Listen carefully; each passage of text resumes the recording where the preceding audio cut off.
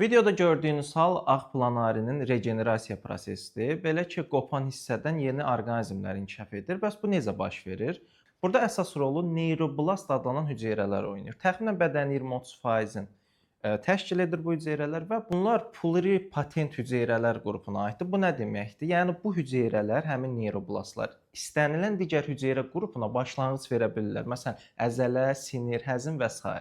Ümumi prosesə kənardan baxsaq, həmin qopan hissədə ilk öncə əzələlər yığılır. Yəni həmin qopan hissə kiçilməyə başlayır. Daha sonra orada bir blastema, şiş yaranır ki, o şişin yaranma səbəbi həmin bayaq dediyim neyroblastların ora yığılmasıdır.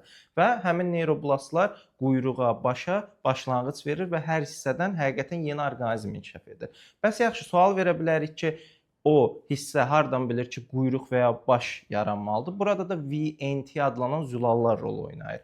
Quyruq hissədə VNT zülalları çoxdur, baş hissədə bloklanmış şəkildə azdır. Və bu formada neyroblastlar tanıyır ki, necə quyruq və yaxud baş yaranmalıdır. İkinci bir maraqlı məsələ də bundan ibarətdir ki, araşdırıb görüblər ki, yeni orqanizm yarananda köhnə orqanizmin xatırladığı bəzi şeyləri xatırlayır. Məsələn, qidanın yerin və sair kimi. Bu da göstərir ki, tək yaddaş mərkəzi planarilər də daşda deyil, baş hissədə deyil, həm də bədən hüceyrələrindədir.